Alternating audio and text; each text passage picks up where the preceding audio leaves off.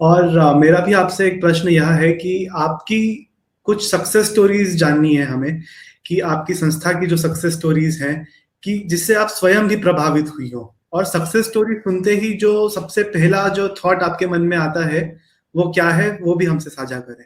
धन्यवाद। देखिए, हमने एक प्रोजेक्ट चलाया था बीच में कि किस प्रकार से ये जो एफपीओ हम बनाते हैं, बहुत सारे एफपीओ बने हैं देश में, करीब 6-7 हजार के करीब आज की तारीख में देश में एफपीओ हैं, जिसमें से एसएफएसी ने अकेले करीब लगभग 1000 एफपीओ जो है एसएफएसी के द्वारा बनाए गए हैं। कुछ नाबार्ड ने बनाए हैं, कुछ अन्य लोगों ने बनाए होंगे, कुछ ही ट्रस्ट ने, प्राइवेट कंपनीज ने भी बनाए हैं। तो हमने अपने जो एफपीओ थे हमने उनकी स्टडी कराई और हमको ये पता चला कि इसका सबसे बड़ा जो एक, जिसे कहते हैं ना, एक मिसिंग लिंक, जो एक कड़ी अधूरी रह जाती है, टूट जाती है बीच में किसानों के और मुनाफा कमाने में, वो है मार्केटिंग की।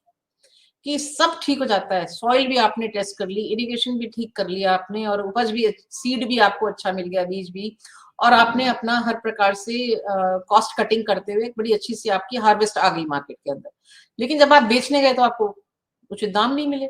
तो ये हमने पकड़ा कि इसमें सबसे बड़ी कड़ी जो मिसिंग लिंक है वो है मार्केटिंग की, कि मार्केटिंग का किसान बंधा हुआ है किसी ना किसी रूप में, वो बाध्य हो जाता है कि वो जाए और जो उसकी मंडी उसके लिए आइडेंटिफाइड है और जो उसके पुश्तैनी तौर पे चला आ रहा सिस्टम है उसी में जाए वो। तो मैं ये सोचती हूँ कि हमने जो एक्सपेरिमेंट किया, एक पायलट किया था, हमने वो मंडी का रास्ता एक तरफ रखते हुए हमने ये फ्रूट एंड वेजिटेबल में हमने एक्सपेरिमेंट किया था।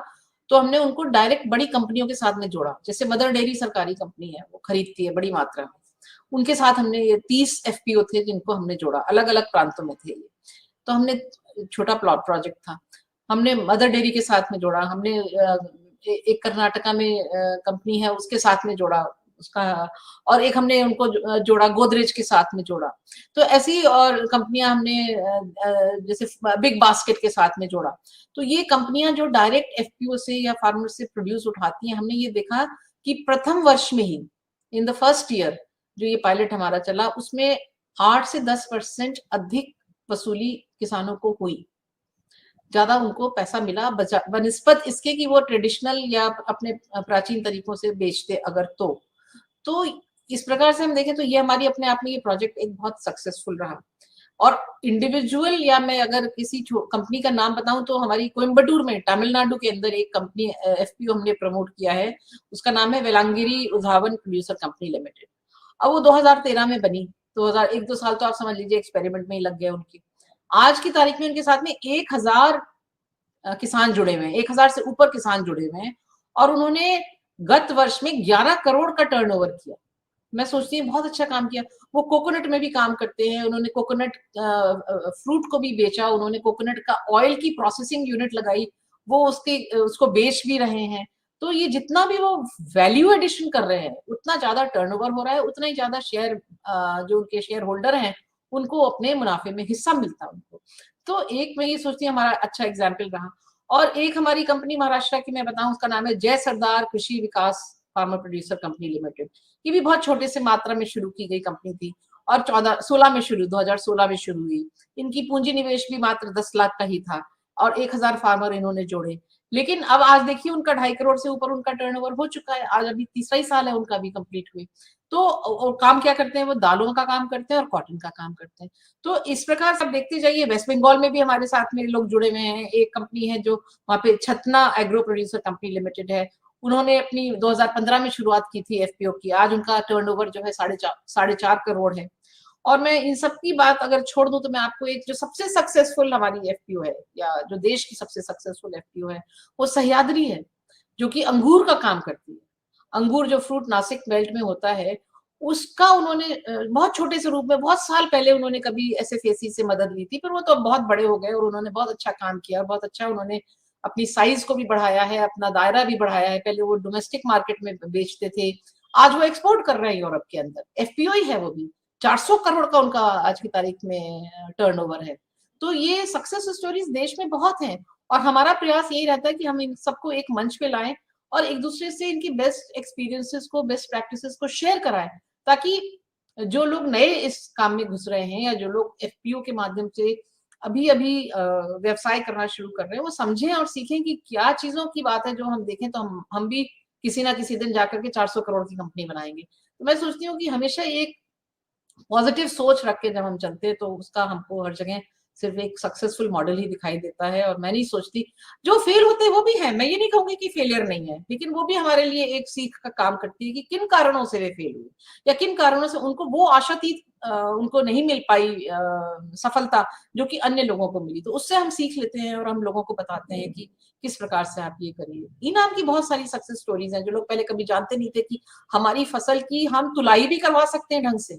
उन्होंने तुलाई करना सीखा इलेक्ट्रॉनिक कांटे के नाते। बहुत छोटे छोटे किसान हैं जो कि इन चीजों से फायदा उठा रहे हैं। वेंचर कैपिटल असिस्टेंस स्कीम है जो हमारी, जिसमें कि हम उद्यमियों को पैसा देते हैं, उसके बहुत सारे एग्जाम्पल हैं जहाँ पे उन्होंने 1-2 करोड़ रुपए से शुरुआत की, उसमें बैंक से लोन लिया, हमसे लोन लिया, अपनी कैपिटल लगाई, आज उनका टर्नओवर 15-20 करोड़ रुपए है। तो मैं सोचती हूँ कि हमने करीब 2,500-3 हजार वेंचर कैपिटल असिस्टेंस की स्कीमों को चलाया है हमने, प्रोजेक्ट्स को चलाया है हमने। और हमारी, मैं आपको ये भी बता दूं, जहां हम लोन देते हैं वो 26 लाख की जो आपने बात की थी, उस प्रकार का जहां हम लोन देते हैं उसमें अपर लिमिट 50 लाख है। 50 लाख रुपए तक का हम लोन देते हैं। उसमें हमारी रिकवरी जो बैंकिंग क्षेत्र की रिकवरी का परसेंटेज है उससे ज्यादा है। तो हमारा तो चूंकि छोटा किसान है तो वो 70-75% के करीब हमारी रिकवरी हो जाती है आराम से, बिना हमारी तरफ से कोई खास प्रयास के। इस गत वर्ष में थोड़ा सा हमारी वसूली में कमी आई है बिकॉज ऑफ कोविड, लेकिन मैं सोचती हूँ कि आने वाले समय में, मतलब कमी यूं आई है कि बढ़ावा नहीं हुआ है, जितना हम पहले कर रहे थे उतना हमने कर लिया, परंतु जो मेरा प्रयास था कि हम उसको बढ़ा लेंगे, तो वो मैं सोचती हूँ कि आने वाले समय में हम अपनी वसूली का प्रतिशत भी बढ़ा के रखेंगे, क्योंकि ये बहुत जरूरी है। कैपिटल को रिसाइकिल होने के लिए वसूली भी उतना ही हमारा दायित्व है जितना कि हम लोगों को लोन देने का दायित्व समझते हैं। बहुत बहुत धन्यवाद आपका मैम। पुनीत जी। जी,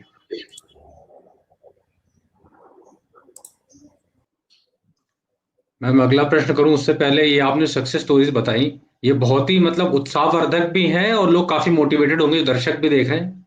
और मैम शायद कुछ कहना चाहिए, आप अपनी बात पूरी करें फिर मैं प्रश्न लेता हूँ।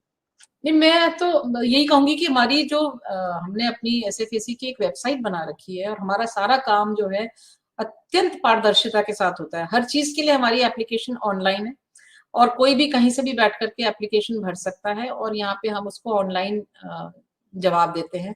किसी को यहाँ हमारे चक्कर लगाने की जरूरत नहीं होती है। ऑनलाइन एप्लीकेशन आ जाती है जब, तो हम यहाँ पे विभिन्न प्रकार की, विभिन्न स्तर की कमेटियां बना रखी हैं। किसी एक के हाथ में कोई डिसीजन नहीं है।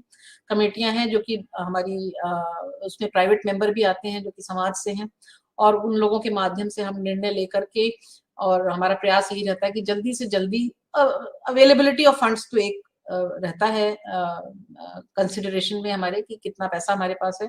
भाई अगर 10,000 लोग आज अगर वेंचर कैपिटल असिस्टेंस स्कीम के लिए आ जाएंगे तो हम कोशिश तो यही करेंगे कि हम 10,000 के 10,000 को फायदा दें। लेकिन अगर हमारे पास में फंड्स 500 के लिए हैं या 1,000-2,000 लोगों के लिए, तो फिर वो हमारी एक सीमा होती है।